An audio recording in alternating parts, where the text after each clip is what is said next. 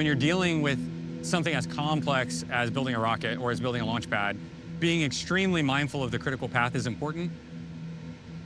And what the critical path is the longest set of sequential events that are gated by each other that must be completed in order for a task to happen. Attention all operators on LVN0. We're getting ready for a pre-op brief for Flight 12 here. We're going to start off with some comm protocol. T-minus 1 minute. When we see an unexpected response, how confident are we in being able to explain that, such that we're not unknowingly walking into an actual bigger problem that this was just a small symptom of?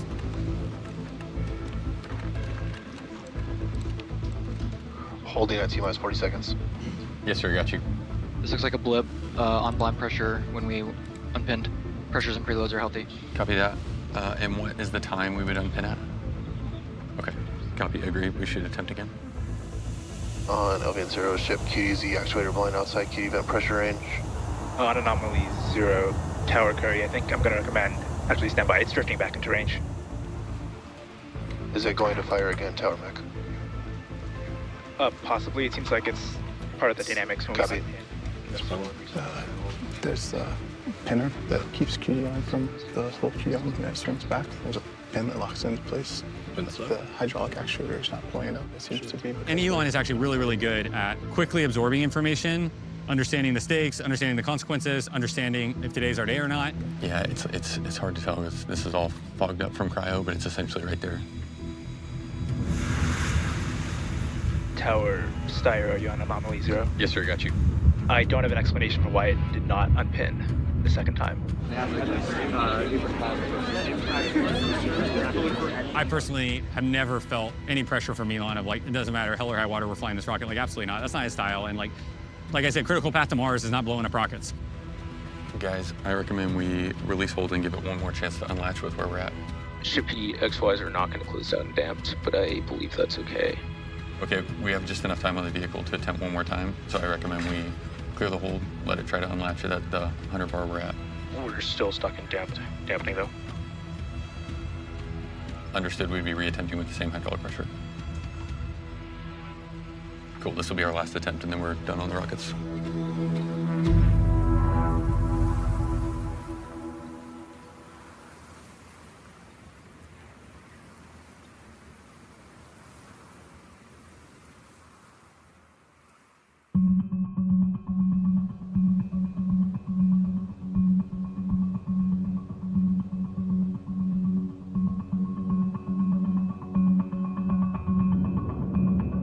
When we're only a week out from flight, my main focus is getting into flight. The thing that separates us from a lot of other companies is that we test fast and we test often, and that includes launches. We want to make sure the vehicle's all ready to go. We want to make sure the ground's all ready to go, but we also don't want to be caught in analysis paralysis. Our main objective today is a 10-engine static fighter. Aboard. On LVN1, looks like we kicked out due to 2 combustors from the apex bank being pelted. There was a pad side abort called. These things were holding like 5,000–6,000 tons of propellant plus the rocket weight. And it's like, okay, well, why didn't you guys simulate that? It's like, well, because we didn't have anything that weighed that much. Like, this is the first time we put anything on it that weighed that much. So there's just so much that you have to think about and then be very paranoid on.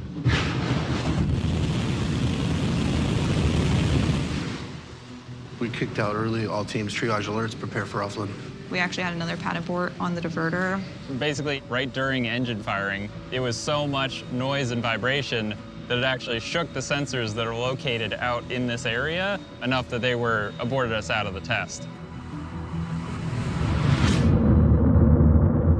We went back, obviously, afterwards and looked at all the data and tried to come up with smarter ways to basically still protect the integrity of the diverter throughout the operation while changing our parameters so that we were making sure that we would not abort again. A flame diverter is like a super simple concept that is like not at all complicated in operation and is just absolutely murderous in the details. These are extremely sophisticated thermal load sensing devices. If they turn into melted metal slag, then you know that you got too much heat. If you melt this, you're hotter than aluminum melts. If you melt this, you're hotter than zinc melts. If you melt this, you're hotter than copper melts. If you melt this, you're hotter than Sharpie melts. So we're sub-Sharpie. We have all of this mass flow, all of this energy that is just absolutely trying to obliterate our pad. We want to give it a thing to obliterate, to keep from obliterating the things that we care about. And the thing we give it is water.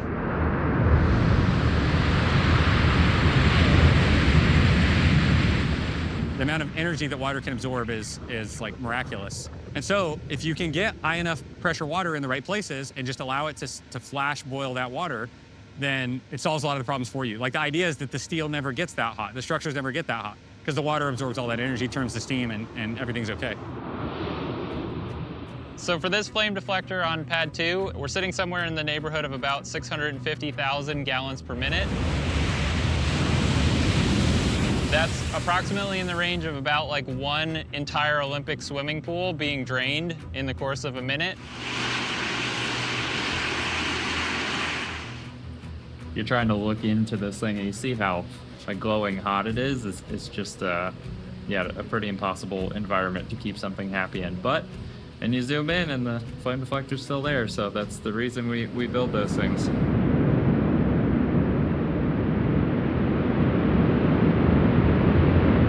Putting the rocket into human terms is something really tough. 65,000 pounds per second of propellant that is coming out of the engines. And again, just like 18 million pounds of thrust, like what does that number mean? I think of like 11 Ford F-150 trucks per second just zipping out of the bottom of the rocket. It's like imagine if you had the world's biggest machine gun, except for instead of shooting bullets, it was shooting pickup trucks, and it's just firing 11 pickup trucks per second out of the bottom of the rocket. It's like, do you think your stuff could survive that?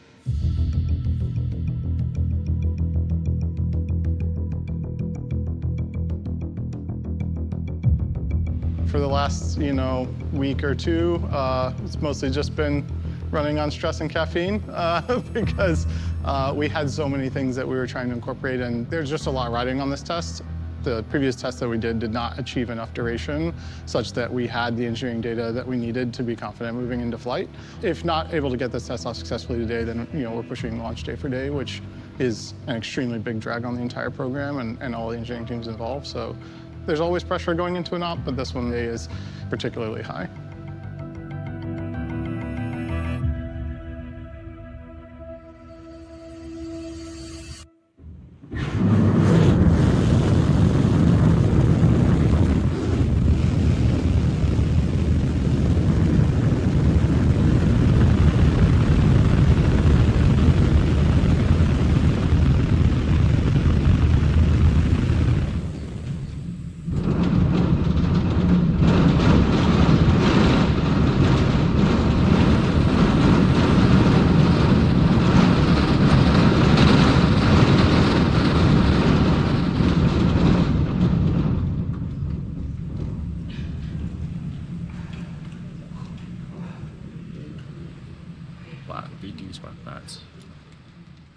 This was a big day, the 4th attempt that we've had for a static fire, and we finally went full duration on all engines, so feels really good. I'm super relieved. Again, it was like pretty dynamic, and having done this 4 times now, it's like, man, what else can go wrong here? Because we just haven't seen the vibration and the temperatures that we're about to be subjected to.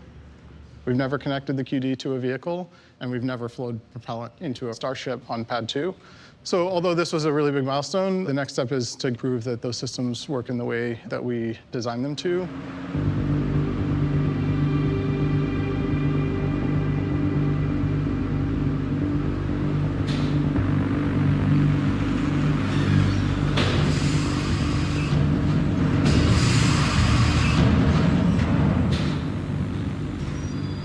We designed this pad to be able to support a launch every 60 minutes indefinitely.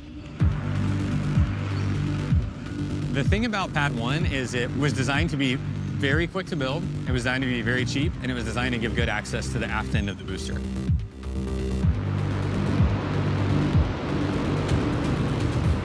The reason all of those things were a design goal is because we sucked at building Starship pads and we sucked at building Starships. It's like we didn't know what we were doing because it was impossible to know what you were doing because no one had ever done something like this before. the brief on that one was, hey, get something up very quick and very scrappy and very inexpensively, but that's okay. It actually needs to just be good enough for us to learn. And then if we can learn from it, we'll go build the actual good thing. I mean, the integration mechanism is the pad. The catch mechanism is the pad. All of this stuff is like integral to how the pad operates. And so the reason we call it stage 0 is literally it is the first stage of the launch process. And if it is not working, we cannot go launch. And so that certainly like raises the stakes and raises the priority and like drama whenever things go wrong on the pad. Post static fire, as we were transiting the chopstick arms back to a lower position, we heard a loud noise out at the pad.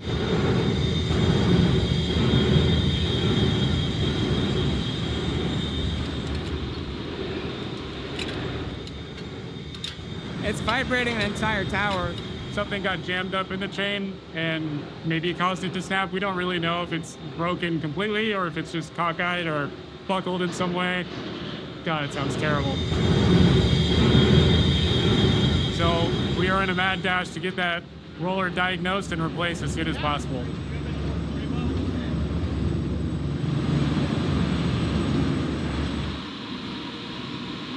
The chop carriage has many rollers positioned at different parts around the tower.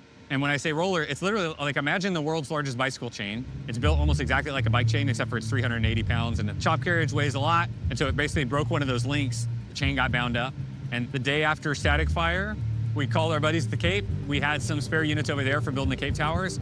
We're able to hot shot to overnight the chain to us, got the old chain torn apart, got the new one put together, flew it up, and the morning after that, we were ready to rock.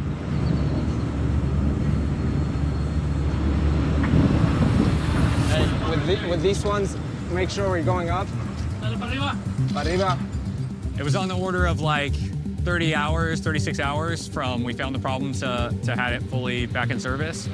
On like an item that was not really designed to be very serviceable.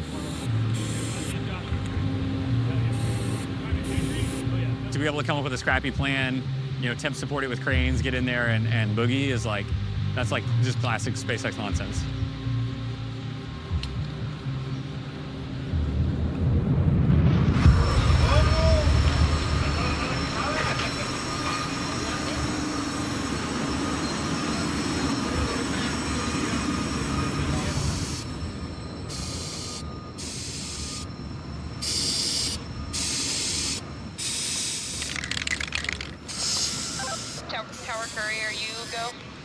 We're still go for tomorrow, but it's like a very, very tight schedule.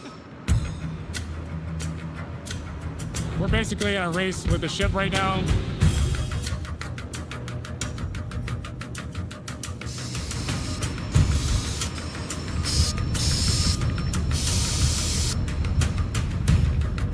Switching in 3, 2, 1. All right. When you get off.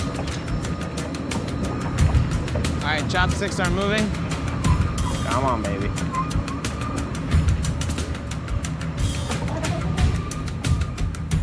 That's crazy. What a day.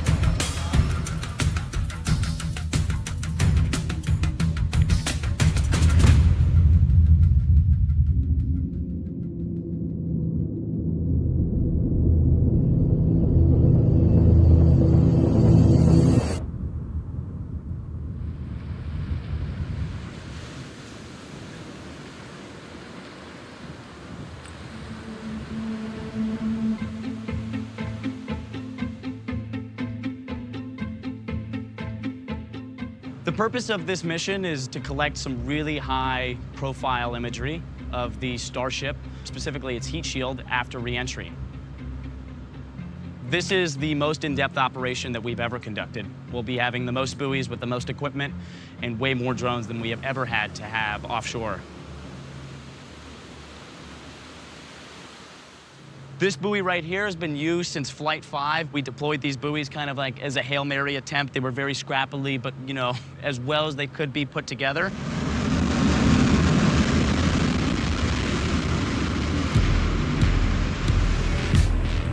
It was almost miraculous, even in the middle of the night, to see all of these buoys pointed directly at Starship as it was landing.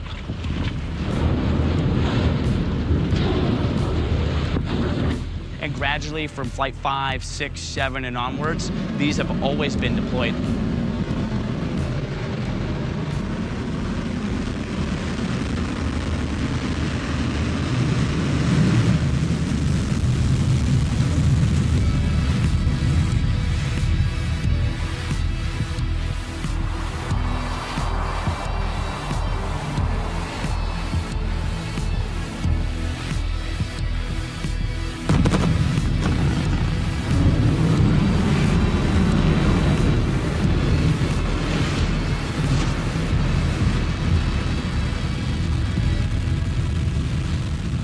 While it does get punctures, we can patch them as needed and kind of give them the Band-Aids that they need in order to keep kicking.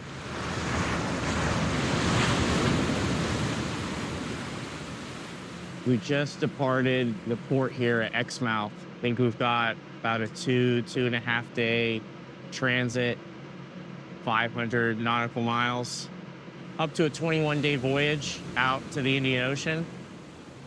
We will be getting a full, almost 3D model of the vehicle at different points of re-entry and landing that will allow us to not only assess the performance of the vehicle for Flight 12, but build a new and better Starship.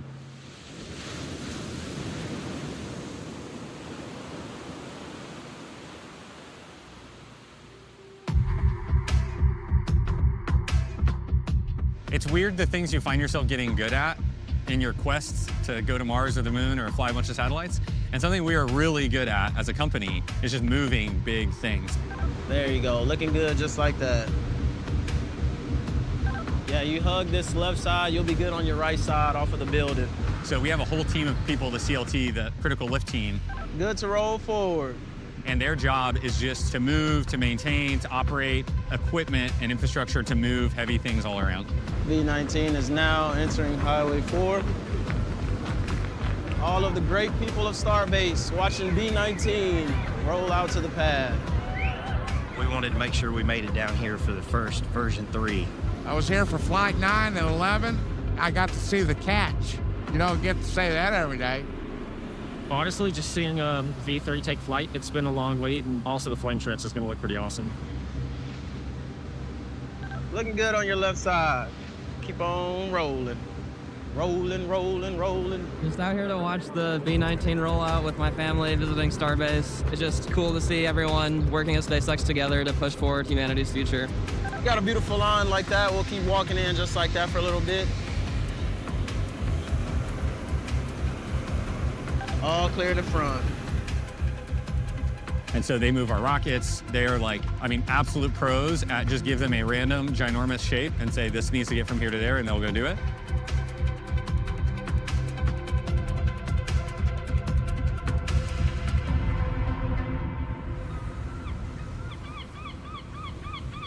You're gonna keep it nice and slow.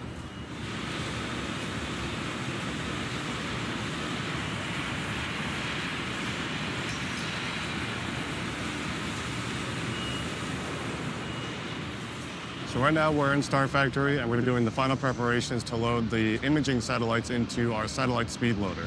This is the last step that's going to happen before we send the satellites over to Mega Bay 2, where they're going to be loaded into ship and prepared for flight. So these 2 satellites will be just 2 of 22 total deployed objects. The other 20 are what we call satellite simulators. They don't have computers on board or anything like that. They're really just hunks of steel that mimic the shape and weight of satellites approximately. It helps us test the PES deploy system. We're also going to be inspecting the more sensitive components of the satellite, the laser optics that send data to other satellites, the thruster on board for on-orbit maneuvering.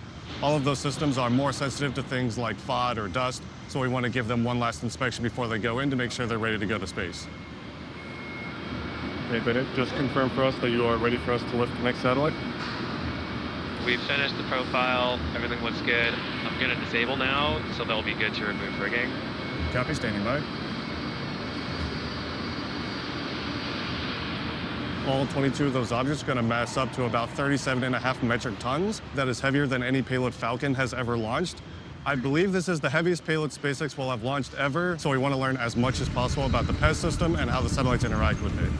We're on that suborbital trajectory, but it shows the capability that Starship has for future orbital missions coming up.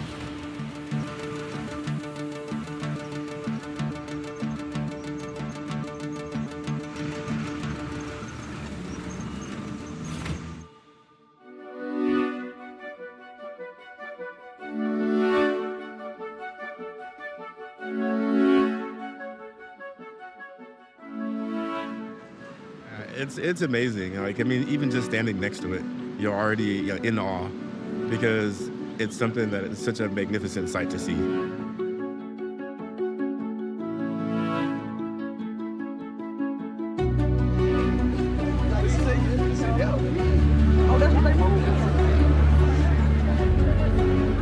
People have worked very hard for very many years on this. It's the third evolution of the fully and rapidly reusable launch vehicle that SpaceX aims to develop.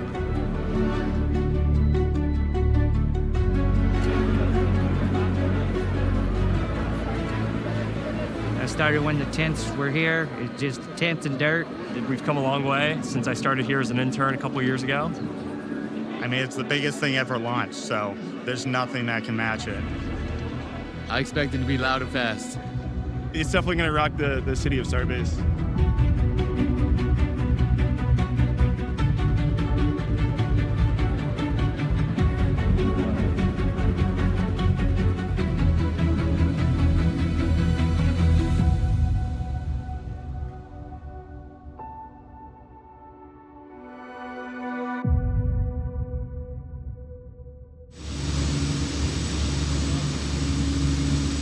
Yeah, I was thinking, like, why the tower team has these big crises always, like, right before we have, like, a big operation.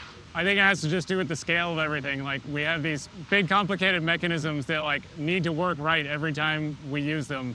And just replacing a roller turned into this several-day ordeal with flying shit in from the Cape, 3 cranes to get it in and out, where, like, if this was a broken bearing on some little dinky electrical motor, it would have been much easier to make that swap in an hour instead of 24. I feel like it also set us up for success in terms of like the getting mentally ready to act on immediate. So super exciting time tomorrow.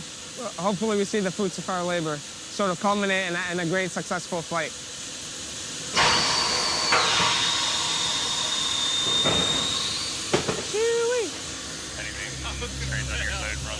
No, it looks good. Let's get into safing so we can extend the platforms, please. After this, we'll transition to preload for on-latch, take the HP to integrated ops, figure for flight, and then we'll do a quick go-no-go poll. I'll give you a countdown and we're releasing.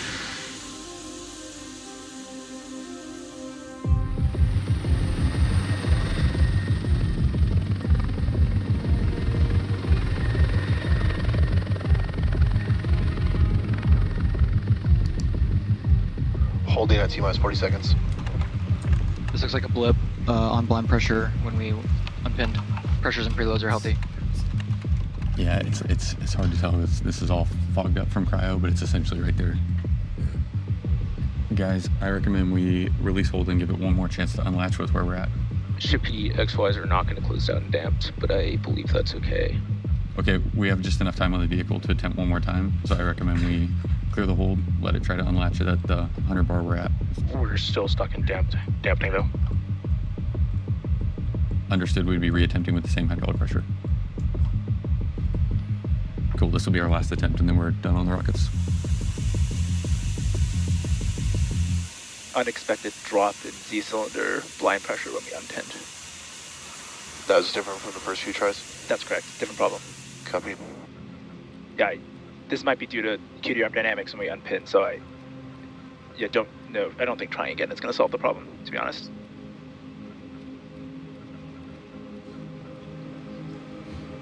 We're done for flight for the day. Flight. Thank you.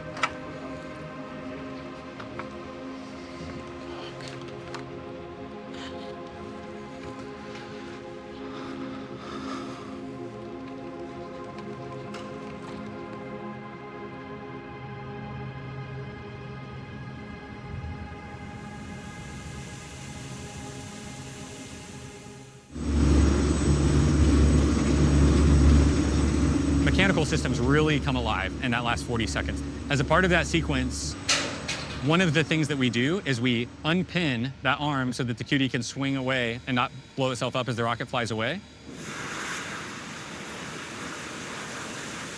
And that part of the arm is pushing hard against the tower while we unlatch to make sure that even if there's excess pressure or anything like that, that the QD stays really tight up against the ship. And the first time that we had unpinned that arm in flight-like conditions was that attempt. So as we retracted that pin, the arm wanted to shove closer into the tower. It caused the end effector to kind of jiggle back and forth very slightly. That jiggle set off some really tight, sensitive bounds that we had on the hydraulic system out there. And you need it to work, or else the rocket doesn't fly, so.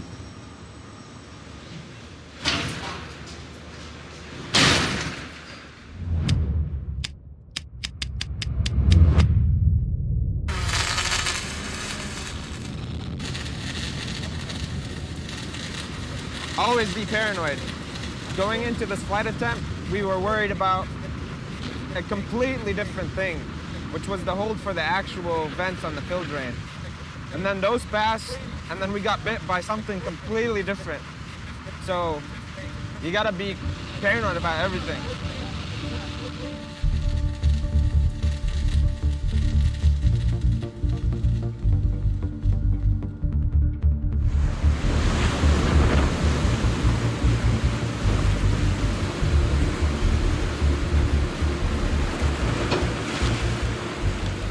Last night, overnight, we did a sweep of our 30 nautical mile hazardous no-go zone to make sure there's no vessels.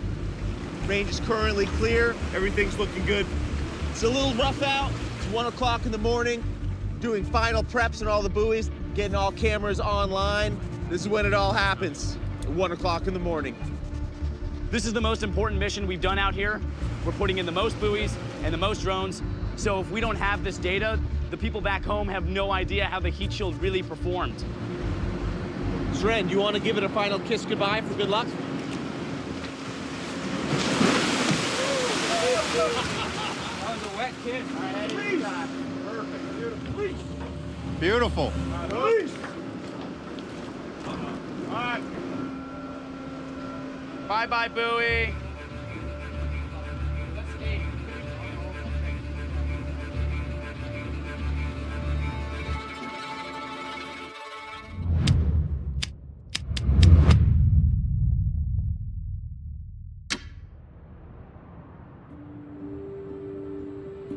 Good afternoon, welcome to the Starship Flight 12 Attempt 2 weather briefing.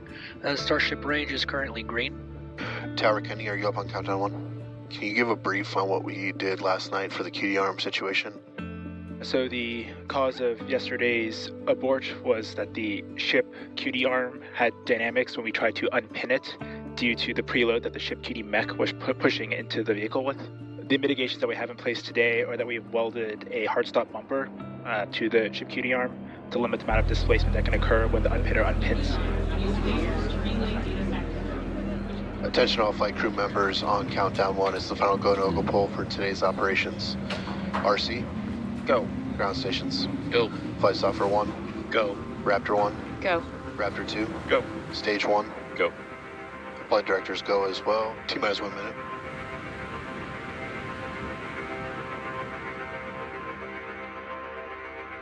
Holding at T-minus 40 seconds. SpaceXers really are at their best in ASAP mode. We do a good job of not being afraid of putting ourselves in a really tight spot. Fill drains are go. Copy. SC1, reset the operator hold. Reset. Clock is rolling. People hate pain, and that ability to absorb pain for change here at Starbase is like unparalleled. And if you just are willing to take a little bit of it, you can do the most amazing things. Flight directors go for launch. T-minus 10, 9, 8, 7, 6, Okay, there we go. 5, 4, 3, 1.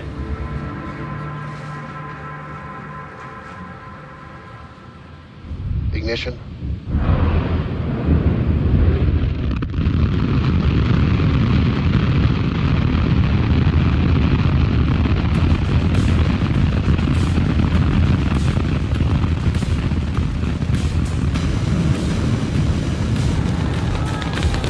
We have liftoff.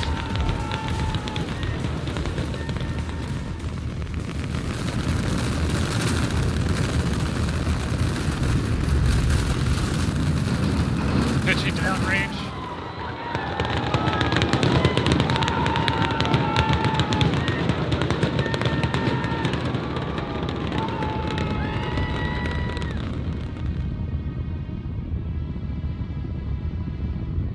max Q. Change separation.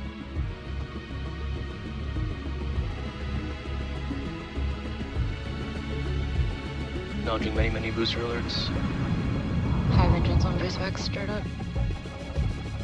Flight software acknowledging mission abort, earlier boost back shutdown. Expected.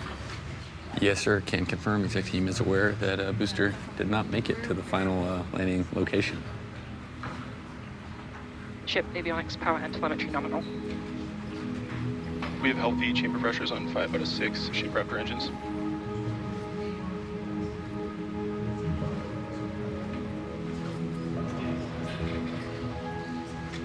Vertical ISATs.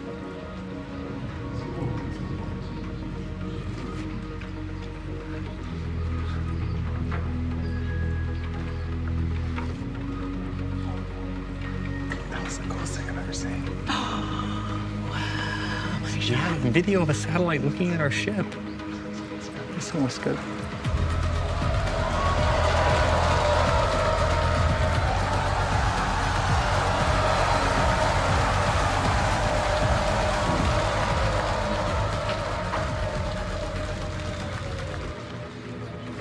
Starship is turning for final approach to landing site.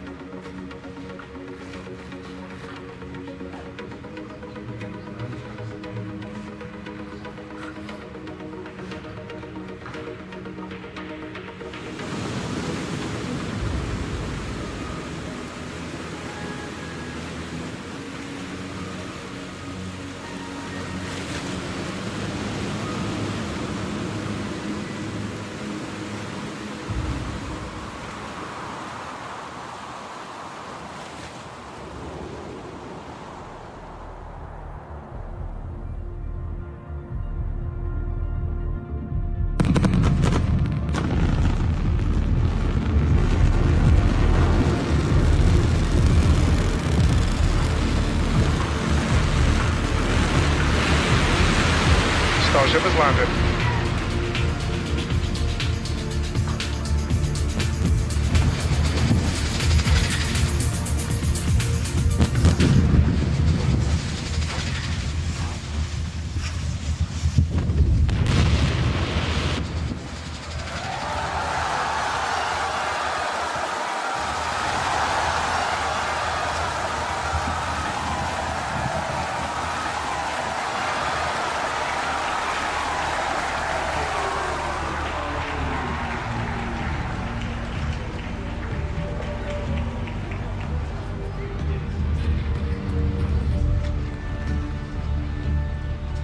The hottest things humans have ever done, honestly.